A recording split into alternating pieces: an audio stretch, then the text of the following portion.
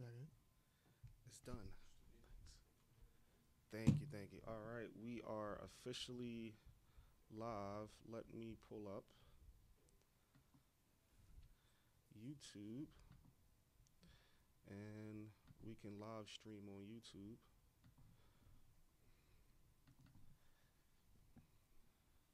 Everyone on Facebook, give us a second. We're setting up YouTube. All right, we are live. So awesome. Let me pull back up Facebook and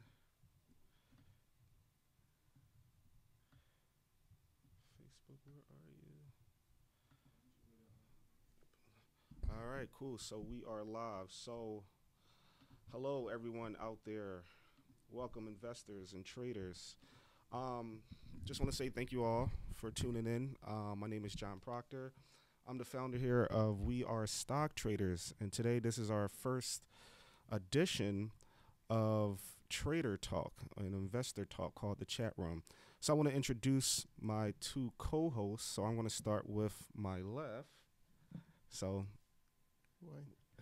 Hi, everybody. My name is Michael Reed. I've been investing for about, 4.5 years.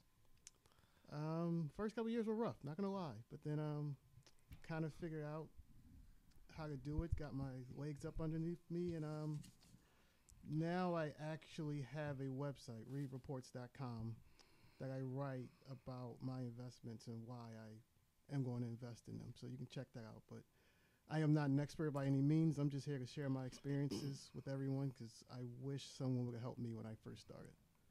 Gotcha. Awesome, awesome. So I'm going to pass it over to the second co-host. My name's Albert Jones, and I am a trader, typically a day trader in the stock market. I trade stocks and futures. And I've been trading for about 2.5 years. It's definitely a very tough business, but it's very lucrative if you know what you're doing. And it's very fun. I have a passion for the markets, and I'm more of a technical than fundamental. So I look at different charts and different type of patterns and things like that. Stay too far. I kind of stay away from like the different fundamentals and things like that. So investing in stocks and trading in stocks is really rough for new people. So I'm just going to offer my experience and some of the things that I wish I knew when I started, and some of the things I'm still knowing, still figuring it out to this day. Yeah, every day you're learning something. It's crazy. Cool, awesome. So I guess to reintroduce myself, those who do not know me, my name is John Proctor. I'm the founder here of We Are Stock Traders. My background, I was a stockbroker in New York, so I worked on Wall Street for a few years. Decided to leave Wall Street in 2014 to start my company, We Are Stock Traders. And what we do here is we teach about the stock market. So whether you're a beginner or if you're an advanced investor, we have you covered. So today is our first edition of the podcast. So we're just basically talking about investors talk. So if you guys have any questions, feel free to leave a comment. So we just want to start the conversation, talk about investing, talking about the latest current event today is what's going on in Facebook with Mark Zuckerberg. So I can start a little bit by saying that I did watch his testimony on the Hill. I literally watched his stock over the 2 days go up $6 in price. So I think investors still have confidence in Facebook going forward. They may look at this as a disturbance. But if someone asked me my opinion if Facebook is a good buy, I would still say Facebook is a good buy in my opinion. So, co-host? I actually sold some of my Facebook, not all of it, just some of it, just because they have a history on during their earnings call to really play up the expenses going up, and I think that's going to spook the market. So I took some off, and it's just more risk in the business as well, just with regulation going on now, and they don't really know how this happened. They can't really guarantee you that it won't happen again. So just higher risk. I just decided I have some gains, take some off, and just see what happens after earnings and reassess it. Me personally, I'm not an investor in Facebook, but if I was, I actually would have added. I would have added on, just like John said about the disturbance. Those are the best times to buy. Facebook's strong, very, very strong in the social media market. They pretty much run it. It's like a monopoly. That's why you have some of these other social media outlets like Snapchat and things like that struggling. So I feel like Mark's a really smart guy, and a lot of the people who use Facebook, I don't really think they care that much about what happened, to be honest with you. No. So absolutely. that was my whole main thing. Like, does it really hinder the users or anything like that? So like, if people are still using it the same as they was before they heard that it happened, then I feel like it's not an issue. Once everything blows over, you're gonna forget it ever happened. To be honest with you, probably. Like, I think the business is fine. I just am worried about investor sentiment towards it. I feel like it might be a little iffy or shaky, whereas the little smallest thing comes out, people are just going to start selling or shorting it. That's what I'm more concerned about. But I think long term the business is fine. That's why I can sell all my shares. I just took some off. Gotcha. So I guess we can move on a little bit. Next topic I Well, we wanted can to just talk about. Go ahead. We can do some background, just how we got into the stock market to begin with. Whoa. Well, you want to bring it back? All right. So I'm 32. I started investing in the stock market when I was 17. So I was a junior in high school when I first got introduced to the stock market. My first stock I ever bought was General Motors. I bought a car, my first car off of GM stock. Probably made about $800. I had an after-school job. I saved some money from my after-school job, and I bought my first car at the Philadelphia Public Auction. So that moment, I knew I wanted to be in the stock market, and for me, I never looked back. So it's my story. So I'll let Al, I guess, talk about his first ever trade he ever made. Very interesting. So I always had a interest for the market. Every time I talked about and getting into the market, I always talked to my mom, and she told me it wasn't like probably the best thing for me to do, because my main interest was penny stocks. I was the penny stock guy. I saw the infomercials and I saw the different ads where you could make 100, 200, 500, 1,000% or things like that. So I started doing some YouTube, videos, just looking at like what was going on and what was a stock and a penny stock and how they worked or whatever. And I ran across this guy named Timothy Sykes, and he was like shorting penny stocks. He was buying them too, but his strategy was basically, and this was like right after Wolf of Wall Street came out, so I had a little bit more insight on like what these companies were doing, and I saw a boiler room and things like that. So I kind of knew what was happening. So I opened up an E-Trade account with $2,000. And the first stock that I ever bought was Radio Shack. And literally the moment I pressed buy, that thing started going. And it was weird because it was 70 cents. And before I made my first trade, I had like a paper trading account. And it like went from 70 to like 160, like $1.60 or whatever. So I'm like, oh my God, this thing's just going up. It just like doubled and things like that. So in my paper trading account, I'd like doubled my money. So I'm like, all right, well, I think it's probably going to still keep going up. And, little did I know then, like that was the top. So I bought at the top, and then it just sold off, and then they ended up going bankrupt.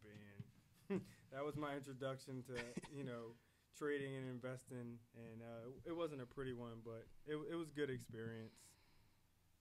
Oh, that's all I did when I started. I bought every 52-week high. It was ridiculous, and I got crushed every time. I got into it about 4 years ago because a coworker introduced me to it, and I was wary about it. But then we went to, I'm a certified public accountant, so we have to get continuing educations. And so the one we went to was for investing. So it was an 8-hour course. So we sat there, and the guy explained it to us. And it didn't seem too bad. And he really told us, like, our advantage is the fact that we understand the financial statements. So, just from experience, when you know the financial statements, you can either get an idea of the business or you know what questions to ask about the business. And then, so after that, I remember the first stock I wanted to buy was Netflix. But my coworker talked me out of it because the PE was too high. And at that time, split adjusted, it was like $35. And is it what, over 300 now? So I let him hear about it every now and then. Do you regret not buying that? Yes, every day. I got you. I see it. I regret. And there's other times I could have bought it and I just didn't pull the trigger. So I shouldn't be that upset at him, but that would have been a great start. It might have been a blessing in disguise, actually, because then I actually had to buy other stocks, which I used to. Like, again, I would buy 52-week highs and get crushed. And then we switched over to just buying whatever stock had a low PE, and we found an analyst target that was real high. That didn't work either. So then I got a couple books and read about it because I know other people were making money. Started doing more fundamental analysis and reading conference calls and listening to management when they went to investor conferences. And you'd be surprised how much information you get from those sources. Yeah. And I just started using them and just waiting for stocks to come in and buying. And it's been pretty good so far. But, I mean, 2017 was a tremendous year. So you had to be almost like be an idiot not to be able to make money in 2017. So right. I'm interested to see what happens this year, especially with the increased volatility. Gotcha. So let me ask you guys, what's a company or better yet, what's a stock that you know that will do well, but you wouldn't touch it with a stick? And I'm gonna say pharmaceuticals. That's one thing about me. I never ever bought a pharmaceutical stock. So is there any companies or industries that you wouldn't buy? I know, for example, I know some people, this was a few years ago when the prison stocks were doing well. Yeah. I had some people say, John, I would never in a million years buy stock in prison because it's morally wrong. But yet, the stock price was going up. So for me, it's pharmaceuticals. I remember watching, this was a few years ago. There was a CEO of a pharmaceutical company, which I can't remember, and he was honest. You could not dislike him for being honest. He said his job is to make his shareholders rich. They're not in business to make their customers feel better. They're in business for the money. Yeah. So for me, I just can't. I don't know. I just can't buy a pharmaceutical stock, which I never have. If someone asked me about pharmaceutical industries or what do you think, I wouldn't even give my opinion on it. That's just something I can't fathom. I think for me, it's banks. Like, I don't like bank stocks. Like, I trade them occasionally when earnings come out, but I never was a big bank stock guy because I feel like a lot of the times in, like, just even in 2008 when they had the crash or whatever, like those investment banks for sure, like they're the first ones to me to go, you know what I mean? So especially when people find out there's no money or whatever. But yeah, I stay away from bank stocks. I'm not a fan of them. I'll trade them, but I won't never invest in a bank stock. And there's some good ones like they move pretty well. Like, what is it? Like Citigroup is a big one that a lot of people that I know like or whatever, and Bank of America and things like that. But I stay away from bank stocks. From a moral perspective, I don't think there's anything out there that I wouldn't touch. Off the top of my head, I can't think about anything. But I would think if it's that bad morally, it's probably not doing well. So have you ever brought marijuana? Well, not marijuana, but that's considered a sin stock. But have you ever brought a prison stock? No. No, I just haven't thought about it. But I don't see how. I don't think I would though. Not because it's a moral issue. I just don't want to read about prisons. I would have to read about and keep up with prisons. I just wouldn't be interested in doing that. Right. So that's probably so more of an interest standpoint. Right. Some things I won't do, but like energy, I don't really do because I'm not interested. Or banks, I'm not interested. Like I'll read a bank conference call just to know what's going on in the economy. Right. But I won't try to keep up with it. So some things, from an interest standpoint, I wouldn't. But morally. Yeah, I think morally for me too is I'm pretty much wherever it doesn't really matter. I'll buy a marijuana stock. I'll buy a prison stock or things like that. But just things that I just stay away from. I'm not really too big on biotech stocks either, especially when you find out more about the company and they might only have one drug or whatever, and if the FDA doesn't approve it, then they're more like binary. Yeah, it's over, man. It's just like I'll trade them here and there, but they scare me so much because it was this like they dropped like 50% and more and things like that when bad things happen, when their trials, or they got competition that's better than them, or things get stop the progress and all that. Yeah, they scare me. Gotcha. All right. So for me, I'm gonna put out random one. I get this a lot. I think I want to say back in January, I put a top 10 worst stock to own. 3 of them off the top of my head was Snapchat, J.C. Penney's, and Sears. GoPro is one of them. I know on people, I see a lot of people download Robinhood, and they get a free stock. It's usually like a GoPro stock or J.C. Penney stock.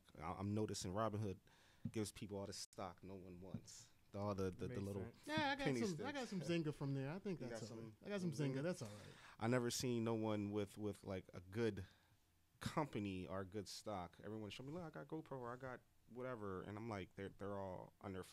Yeah, so I just sell them. Right. Take the $5. Yeah, just take it and take keep it moving. But something else. yeah, but I know a couple people that have Snapchat. I brought it on the IPO. I bought it that day and sold it. I no longer have it. Yeah, so the first day, of course, it did really well. It did well on the first day, but that was about else? it. I think I shorted it on like the fourth day. That was about it. On the 4th day, I shorted it. And once it was available. Right. So IPOs, I'm not really. I mean, it all depends. I would buy it and I would sell it on that day. I know Spotify, I didn't buy. I don't know where they got $165 from that direct listing. I was but wondering the same thing. Yeah. So what about Dropbox too for you? Dropbox, wasn't a fan. I don't even use it personally, so I don't. I had no idea what Dropbox was until IPO. I had no clue. I've never heard of it. So I keep my pictures in my Dropbox. I'm still 1990. Email myself files and forget at work and get upset. So right. I probably should look at it actually. Right. So Dropbox, Spotify. I know Spotify was like 60 something, and it dropped to 140. Or something. Not really too big of a fan, but some people, they bought it, and from all the interviews I heard, no one answered the question of if Apple just cuts their prices or Amazon cuts their music prices, what are they going to do? Right. And how they're going to compete financially if Apple just outbids them all the content. Because the only way you can make yourself different is really just exclusive content. Well, exactly. Apple had just brought home $200 billion. And one thing people have been saying about Spotify is that their content costs are coming down. It's like, all right, well, Apple got $200 billion. They can just outpay you for stuff. Right. And then whatever they want. What are you and that gonna do? was the thing. The competition. I mean, you got Apple, you got Spotify.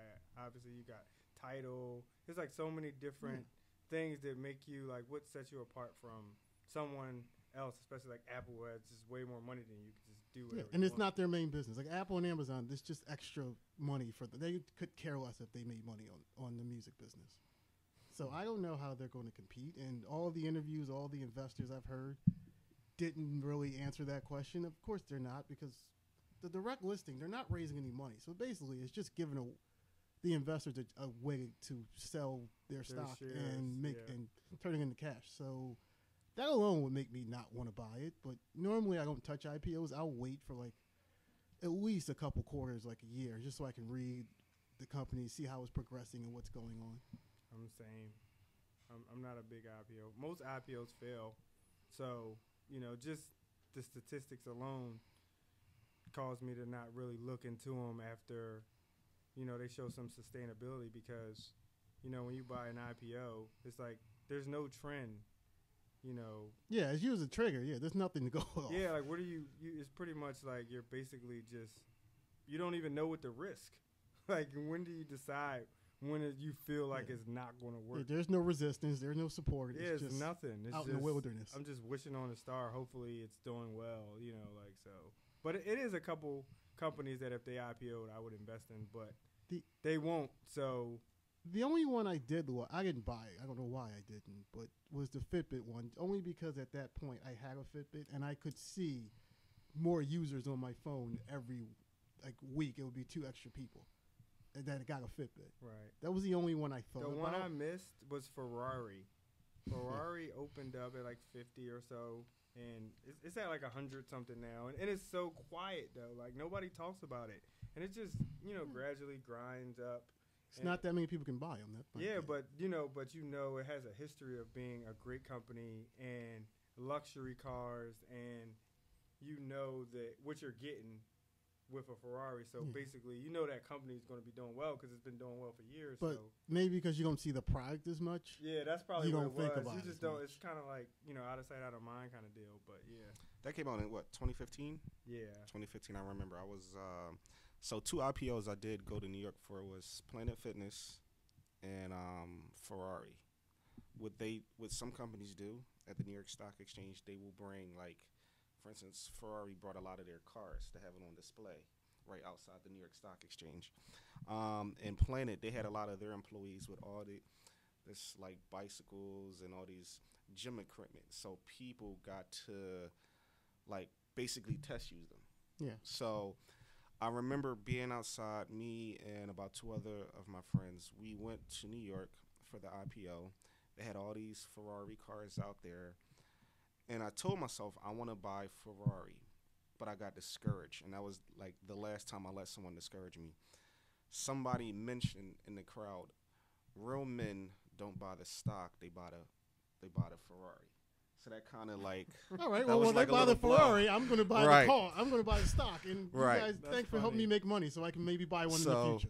Yeah, so I was like, oh, okay, like that was, you know what I mean, little shot on the low. But that's one company I regret, and I remember talking about that later on in 2016 at one of my seminars. I told the crowd that. So yeah, so that was the last time I let someone discourage me. It was a guy.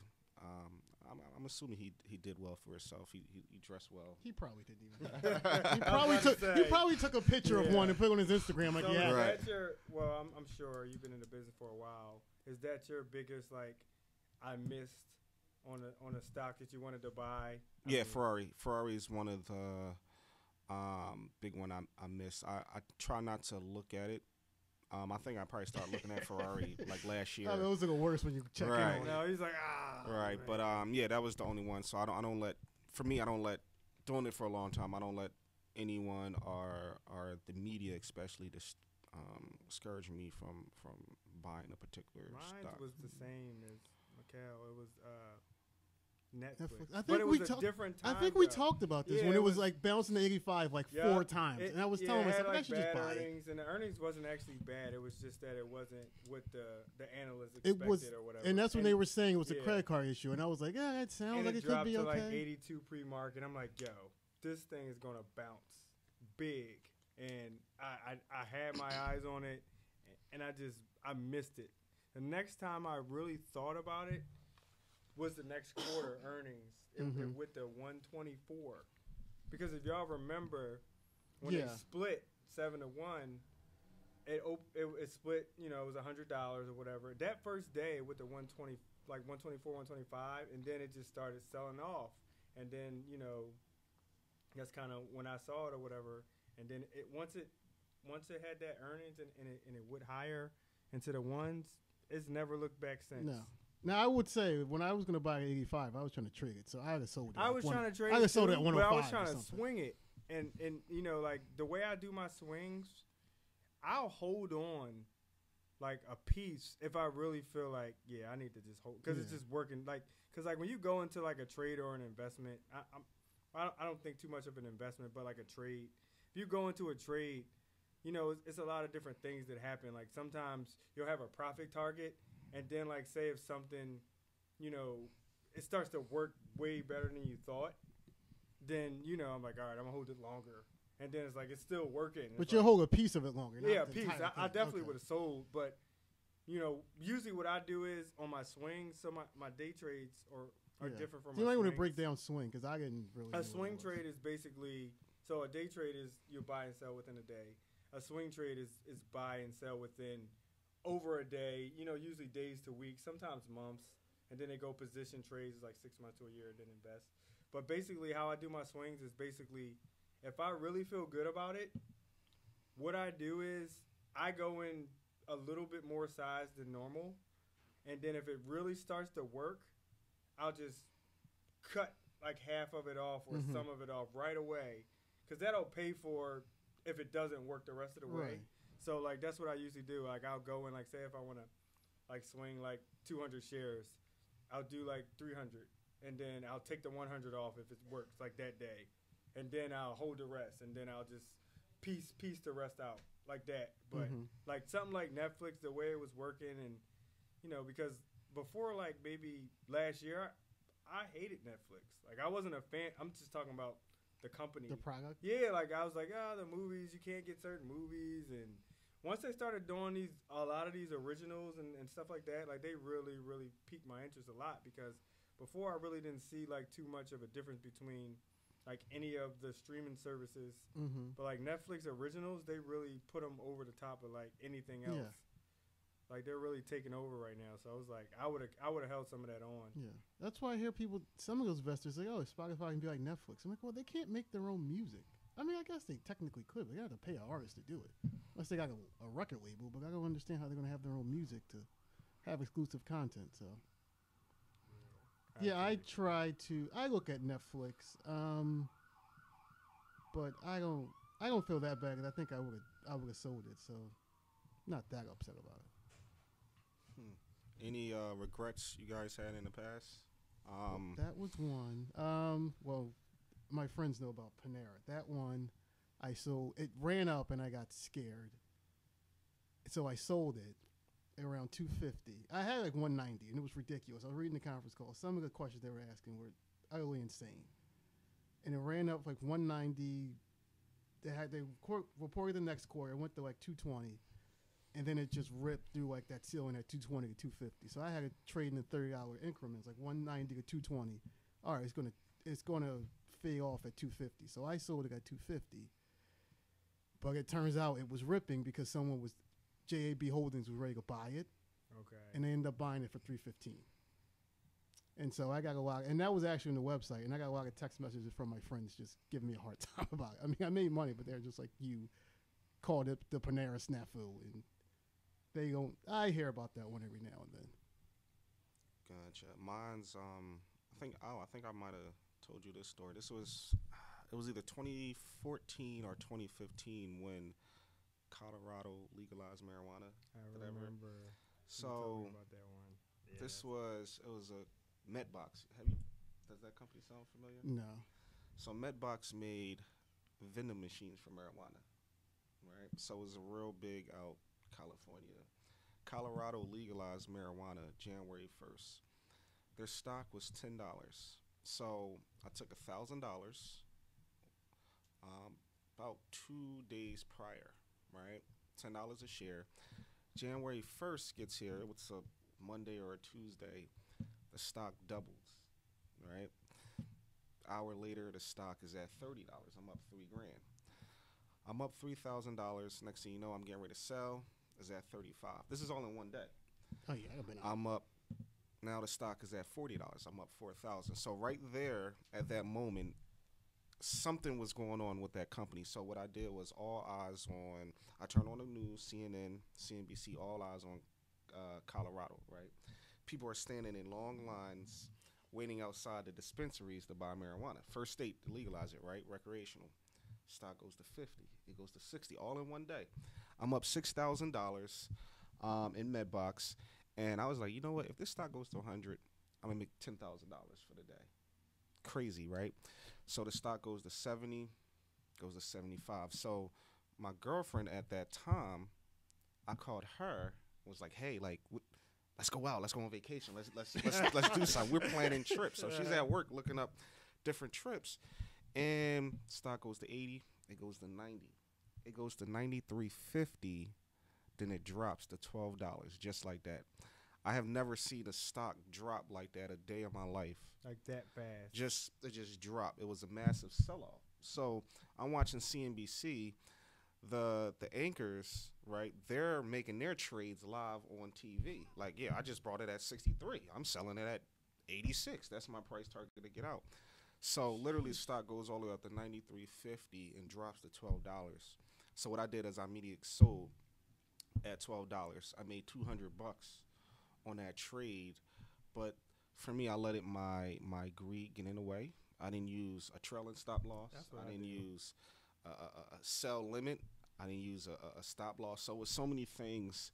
So because you didn't have a plan going into right. it. I didn't have a plan. Yeah, I was just excited. The stocks is right. That never happened. From 10 to 85, 90 in about 3 hours. See, I'm the opposite. I gotta take some more. I get terrified. See what I do? I get terrified. This is what I do. Like if I feel like I'm about to sell, I'm like I don't do a trail, but like I follow it up.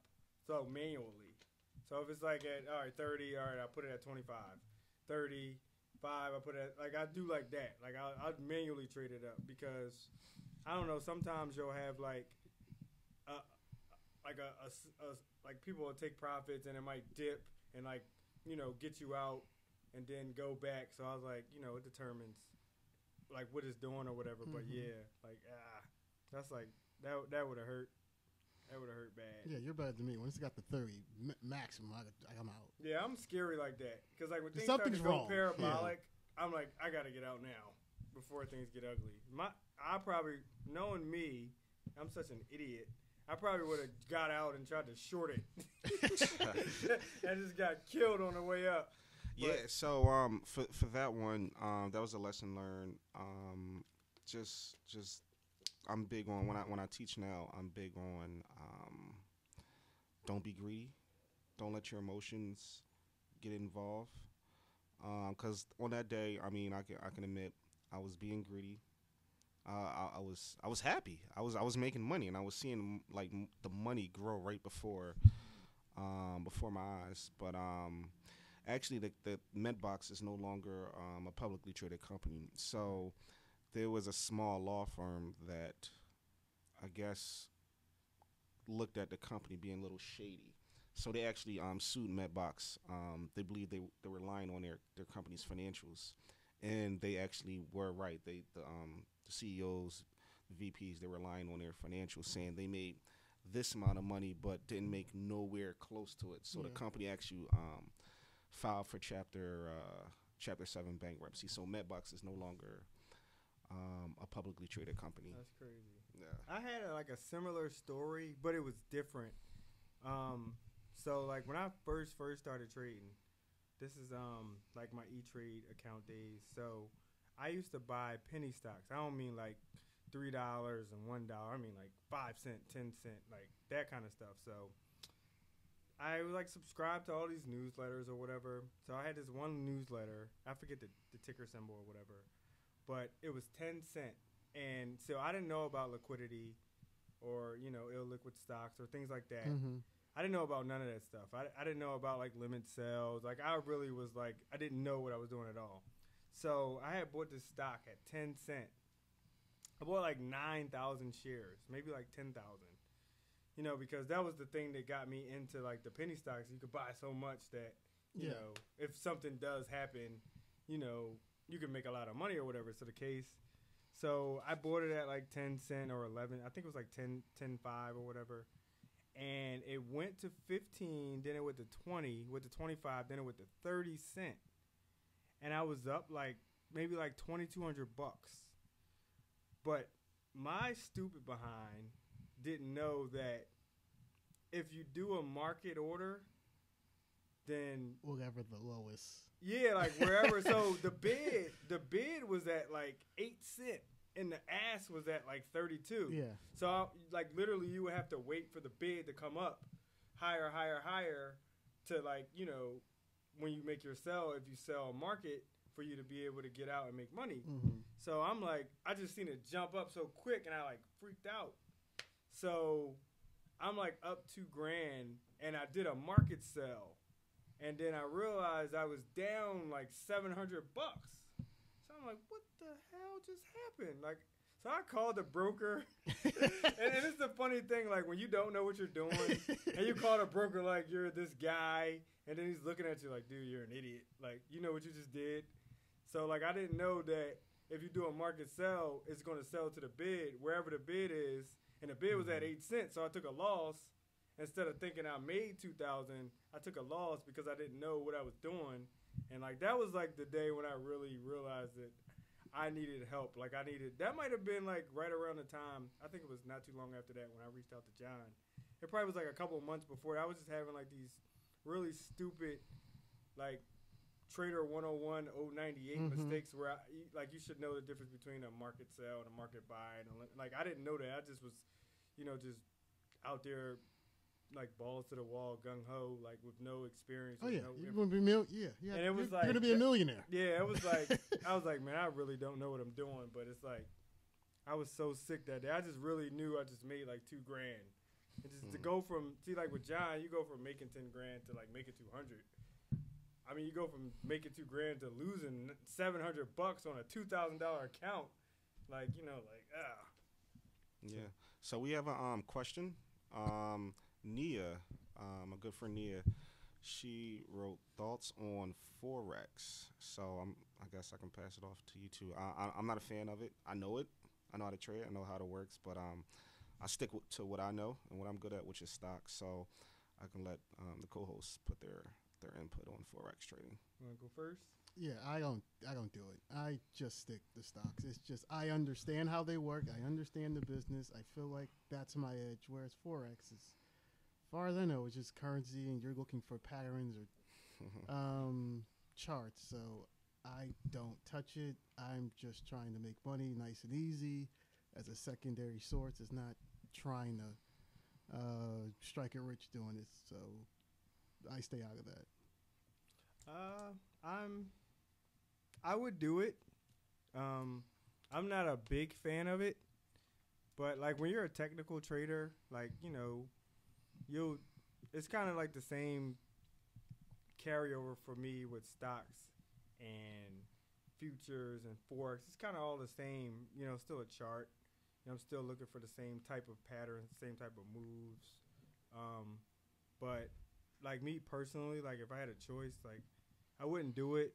Somebody with a really small account, I mean, it's good practice because it's a lot of leverage, but that's another thing, like leverage used improperly, you'll lose more than you have. Like most people think that, like even with a stock, like if you're using leverage and the stock goes to zero, you're still going to lose more money than you have in your account if you're losing leverage. So like with like different type of liquid assets like futures and forex, if you're using leverage, you can lose so much money that is ridiculous.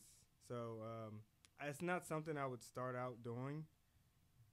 It's a little more advanced thing, so I probably would stay away from it. I would start out in the stock market because it's a little bit more predictable, and it's easy to understand what you're doing more, like as far as if you're trading a company or investing in a company.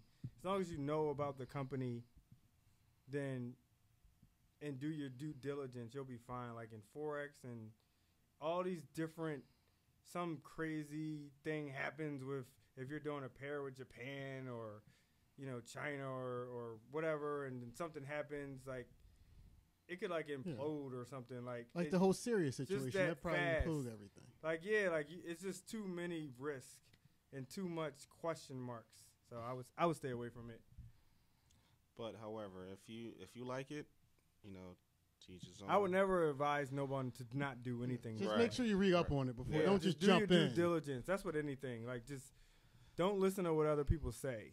Like that was something that one of the things that we were supposed to be talking about today, and we're going to get to that as well. Now that we answered that question, I actually want to talk to you guys about somebody who thinks about the stock market or just the market in general is is not suitable for a retail investor or trader, what would you say to that person? Because I totally disagree with that, and with anyone who thinks that way. But I would like to know what you guys would thinks about that. So you're saying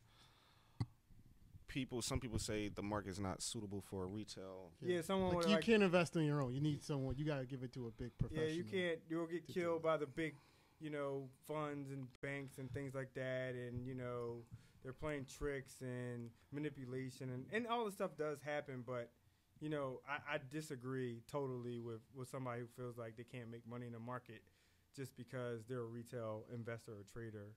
So when I was a broker, we had the same information as the everyday person. So we didn't have anything special or anything like that. Only thing different was just more capital to put up into the market. But when someone asks me, one of the myths we go over, a lot of people think you need a lot of money to start off. If you're investing, I know a lot of people are taking baby steps. They're putting a few $100s into the market, and they're buying different companies. And when they do have more money to invest, they're just putting more money up wherever it is every week or every 2 weeks. And next thing you know, over time, their portfolio is $2, $3, $4, $10,000. So another thing I go over when people come to me, these wealthy individuals, they take advantage of reading those financial statements, which I know a lot of people don't read, and those those letters. Jump on that conference call, just to see what's going on out there. But to answer your question, the market is for everybody. What people don't know is these governments and institutions, they direct the market. Us as traders and investors, we adapt to the market.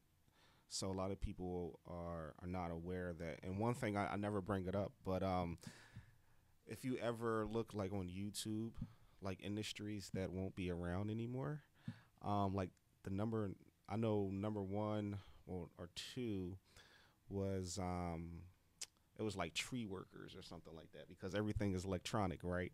So number 8 or number 9 on the list was stockbrokers. Stockbrokers are not going to be around because a lot of people are they're going online, going to these retail platforms. And the fees are coming down. So and the fees are coming down. So the average person, I know when people come to me and I teach them about the stock market, and when they do talk to that advisor, let's say over the phone for their 401k, they can speak the language. They say, oh, I don't want to put my money in this fund. I want to put it in that fund. That fund had 6% return on a year, or whatever the case may be. So that I'm noticing a lot of people that come to me, they have the upper hand when they go out to talk to that financial expert, because they know the game now. They know how it's played.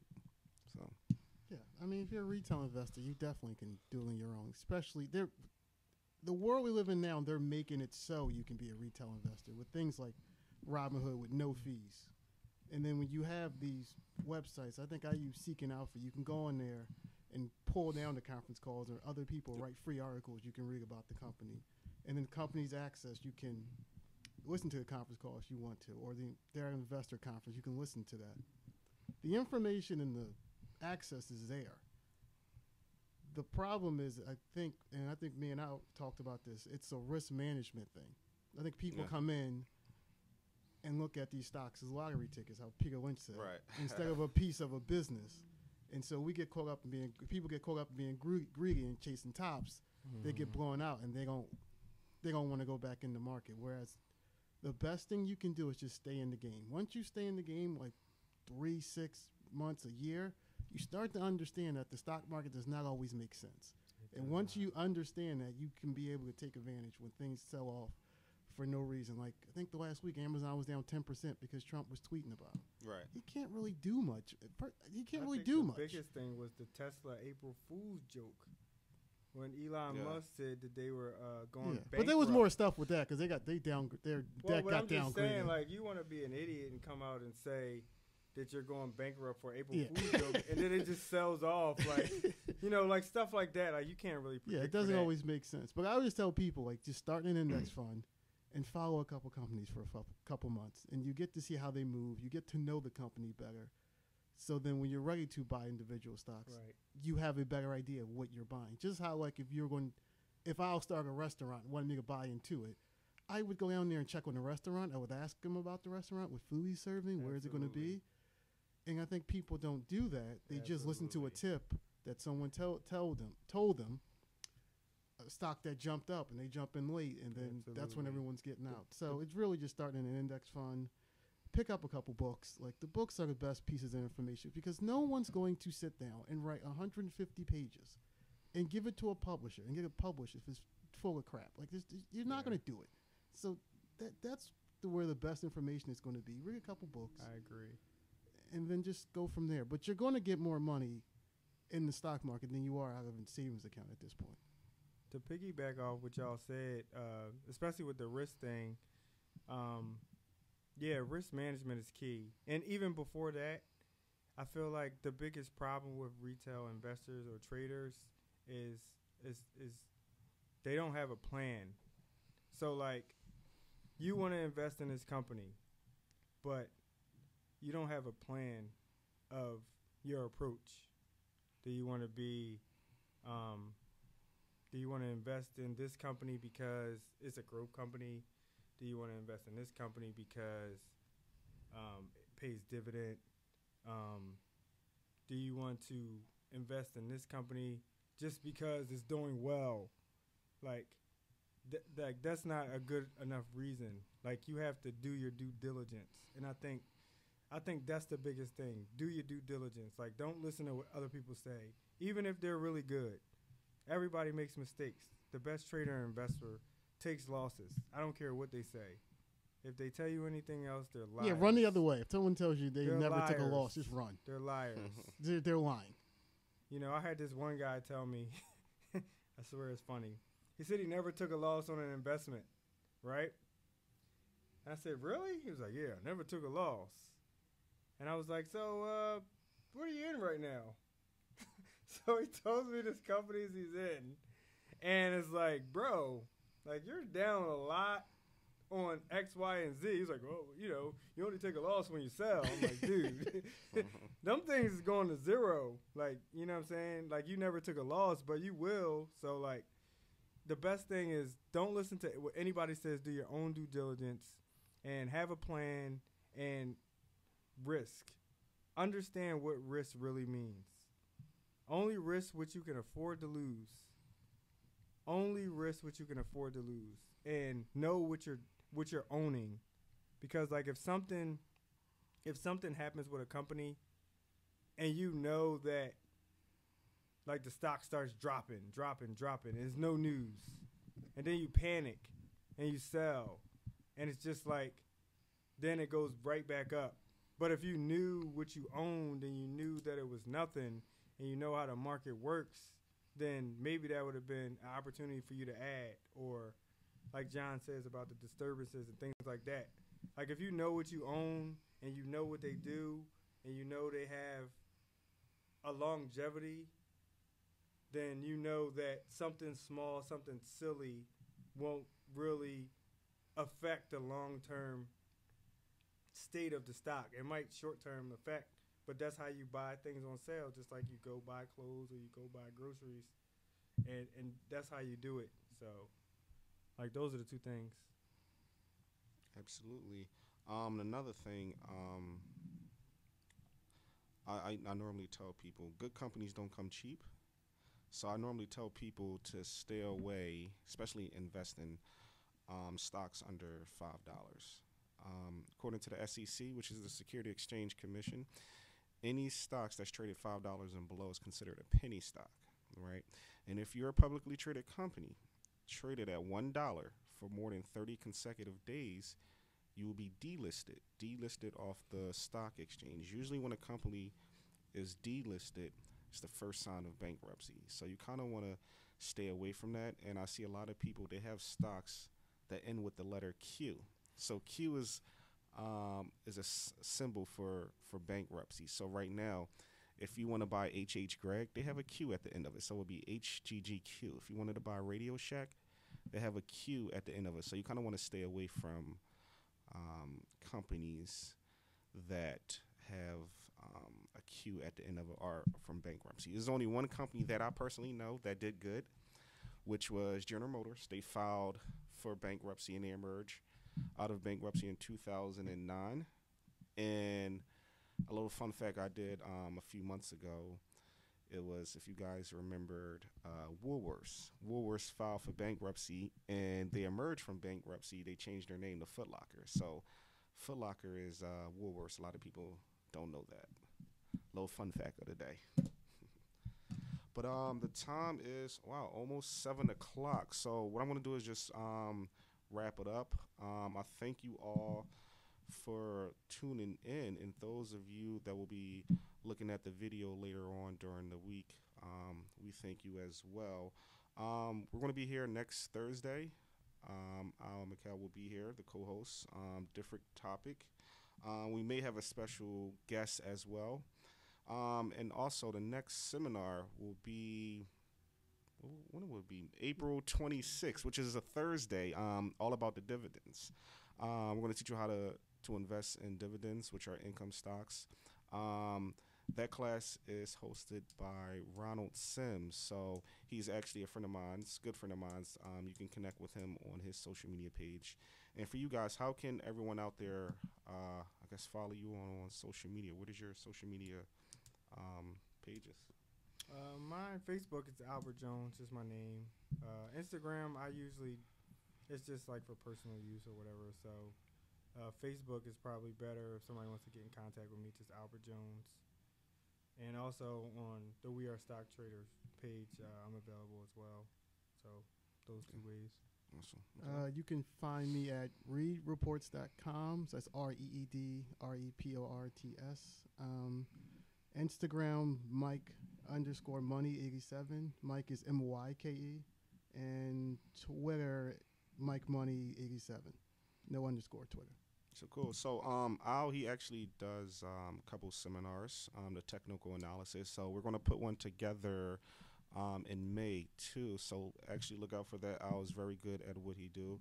And Mike is also going to do some as well. So Mike is actually very good. He's a numbers guy. So I think you guys definitely want to come out and see that one. So again, we thank you all for tuning in. We will see you next Thursday at 6 o'clock. All right, take care. Peace. Peace. All right, let's end this one and let's end YouTube. Bravo, bravo. So, and Oops, live. I'll probably check that out later. and stop.